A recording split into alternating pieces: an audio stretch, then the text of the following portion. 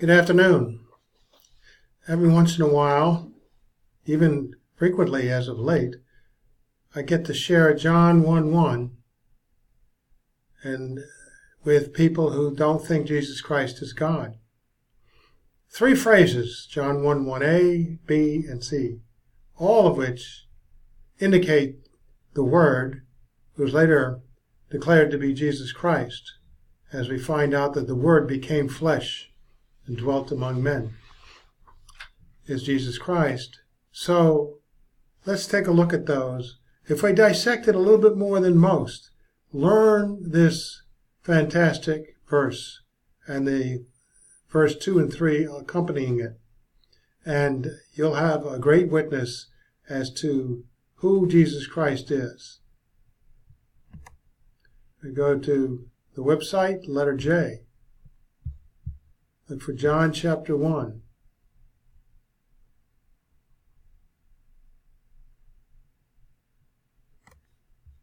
Observations.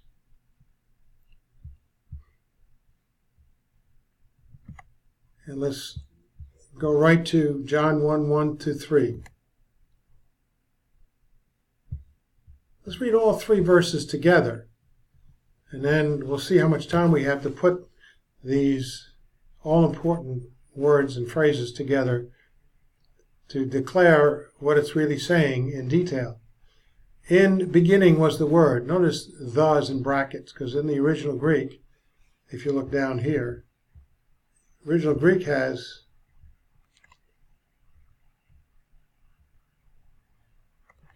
en arche, in beginning, without the definite article. It emphasizes a grand beginning. And in the beginning, the verb was. In the beginning was the Word. Whoever or whatever the Word is, and we'll get to see as we read that it's really a person. In the beginning of all time and creation is what's in view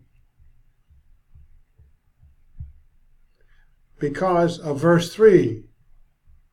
Notice verse 3, what it says. All things came into being through him. It's referring to that beginning, when all things came into being. And apart from him, nothing came into being that has come into being. The Word is him. So, at the beginning of all time and creation, the Word already existed. He was already there. He's uncreated.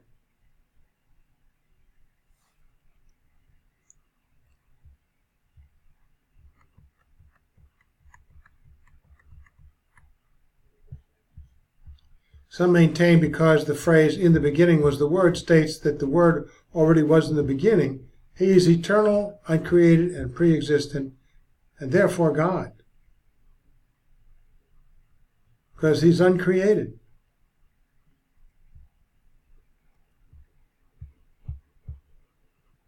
I keep on looking forward. The Greek ho logos, which is rendered the Word, portrays a person. It may refer to a person who could be seen and touched as well as heard, as he is portrayed in John 1:11, 14, 18, 26-24. Hence the Greek word logos in the context of John 1:1-2 appears with a definite article and is personified as such to mean a person who was already present at the beginning of time and creation, hence uncreated, pre-existent, eternal, and equal with God.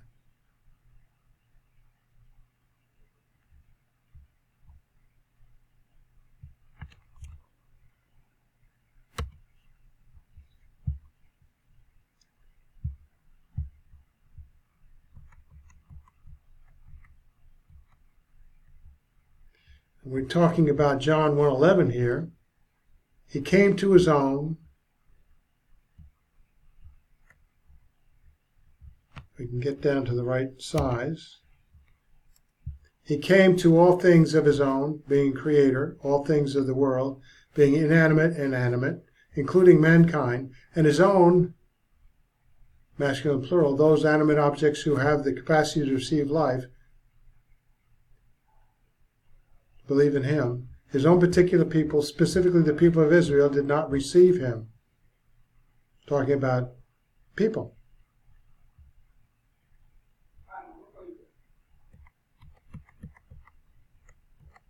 Now, we have established then that the Word was already there in the beginning of all time and all creation, and at that beginning the Word was with, second phrase, in the sense of directed, oriented towards God on an equal level.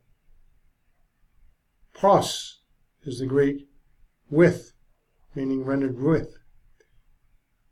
Further corroborating an eternal person equal to God, not simply words from God, as some maintain, because words emanating from a person cannot be equal to that person.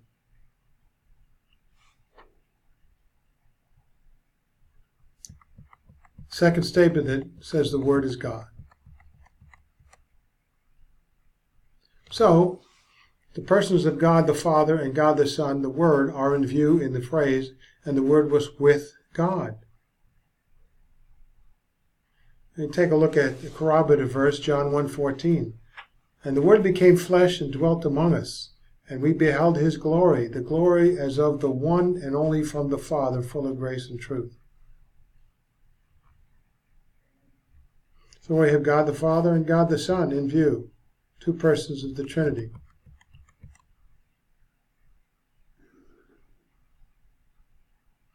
So, John 1:1-3 so far.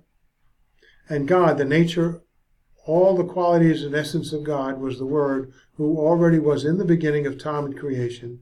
Hence the Word is a mode of expression of God, the Son of God, just as God the Father is. In view are two persons of the Godhead.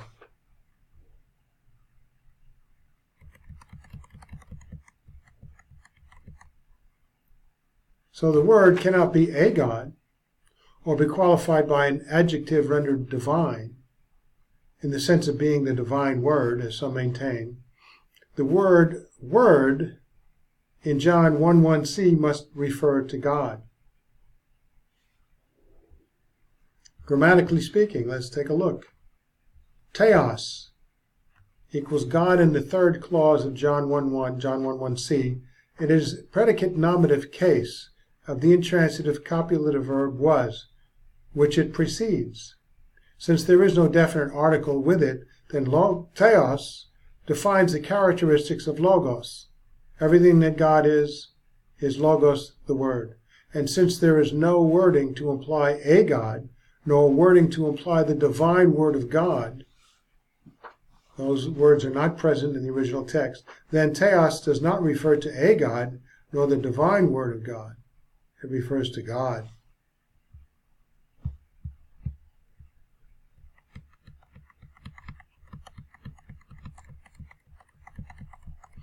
So the two forms of the word God, theon, second clause, and theos, third clause, do not refer to different gods as some maintain.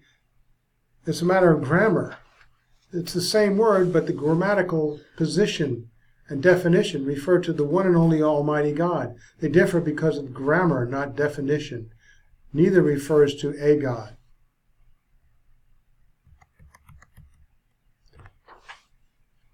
In John 1:1-3, verse 2 reiterates the message of verse 1 for emphasis and leaves no doubt that the Word is a person.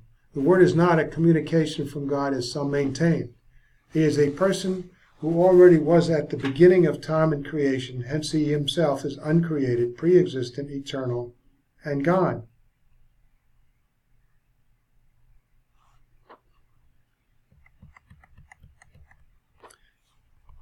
The Word is personified by the pronoun him, the agent of all creation, himself uncreated, pre-existent, eternal, and God. That's in the phrase John 1:3. All things came into being through him, and apart from him, nothing came into being that has come into being. He is Creator, the Word. So since all things through him, the Word, came into being, and apart from him nothing came into being that has come into being, then if he himself is a created being, a God, as some contend, could he be a created God by creating himself? That's illogical. This is a contradiction that does not harmonize with God's word when read in the proper manner as taught in grammar school and thereafter.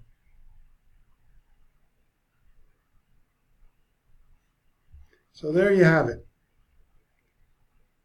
Check it out, then establish by rehearsing your understanding and communication to others of John 1:1-3.